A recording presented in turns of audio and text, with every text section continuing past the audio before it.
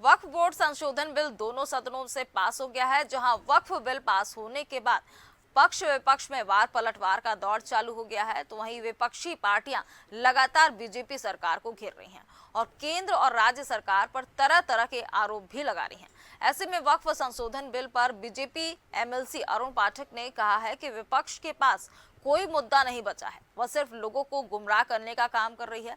अखिलेश यादव और राहुल गांधी पिछले कई चुनाव में झूठे वादों के साथ खड़े थे।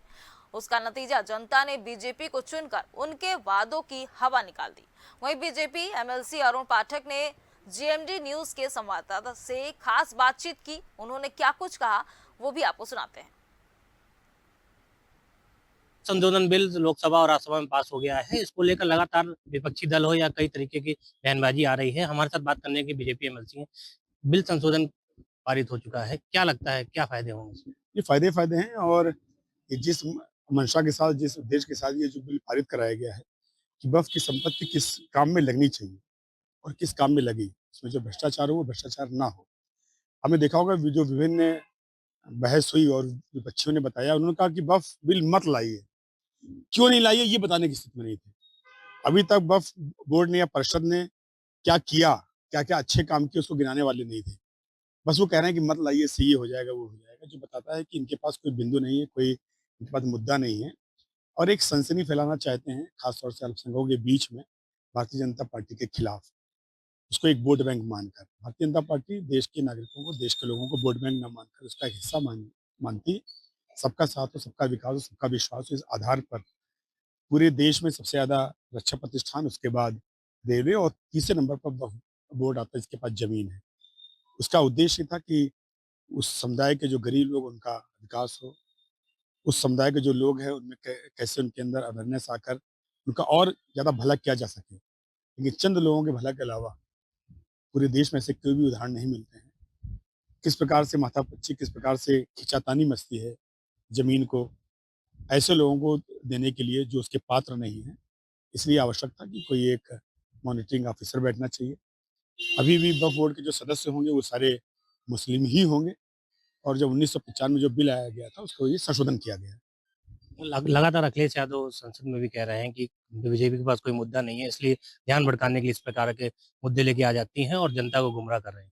ये तो किसी भी सरकार का रूटीन वर्क होता है कि अच्छे कामों के लिए बिल लाता है।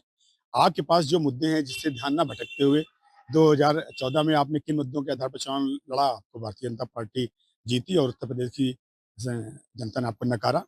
फिर आप कौन से मुद्दे 2017 में लाए गए, फिर आप नकारे गए। 2019 में फिर आप कौन से मुद्दे लाए, आप नकारे गए।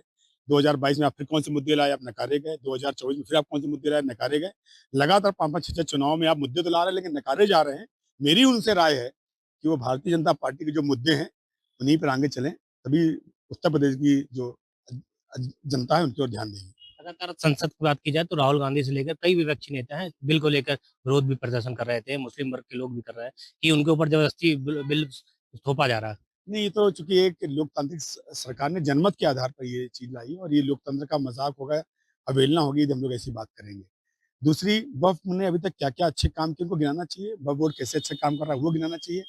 वो तो कुछ नहीं बता रहे हैं, बस इतना बता रहे हैं कि इसको मत लाइए। तो वो बात ठीक नहीं है, जो स्पष्ट दर्शाता है कि अल्पसंख्यकों को बरगलाने के लिए, उनके सनसनी फैलाने के लिए, भारतीय जनता पार्टी का हवा दिखाने के लिए। लेकिन मैं मानता हूँ कि अल्पसंख्यक भी इसको बहुत शालीनता के साथ, बहुत समझदारी के साथ समझ रहे हैं कि कौन उनके साथ है और कौन उनके खिलाफ है। कौन उनका हित चाहता है, कौन उनका तरक्की चाहता है, कौन उनके अल्पसंख्यकों के बीच में पढ़ाई के लिए कोशिश कर रहा है, कौन महिलाओं के उत्थान के लिए, स्वावलंबी और सशक्तिकरण के लिए कोशिश कर रहा है, वो अच्छे से समझ रहे हैं। इसलिए उनका भी धीरे-धीरे झुकाव भारतीय जनता पार्टी के पक्ष में हो रहा है। हमारे साथ थे बीजेपी एमएलसी अरुण पाठक। उन्होंने बताया कि जो बिल आया है उसको जो मुस्लिम वर्ग है उनके लिए बहुत अच्छा होगा, क्योंकि जो मेन चीज़ है उसका मेन उद्देश्य ये है कि उस अमेंडमेंट के बाद जो बेसिक जो मिडिल क्लास मुस्लिम है उनको शिक्षा मिले, उनके एजुकेशन के साथ-साथ उनकी स्वास्थ्य को लेकर इसमें जो चीज़ें हैं, क्योंकि बहुत सारी जो ऐसी ज़मीनें हैं जिसमें देखा गया है कि वक़्फ़ संपत्तियाँ हैं, जो सरकारी ज़मीनों पर भी कई सारे कब्ज़े हैं। तो बिल को अभी धीरे-धीरे जब आएगा तो उनको, क्योंकि विपक्ष का काम है और उनको बरगला रही है मुस्लिम को, लेकिन ये बिल मुसलमानों के लिए फ़ायदेमंद होगा। कानपुर से वीनू मिश्रा के साथ दीप त्रिवेदी, जी मीडिया।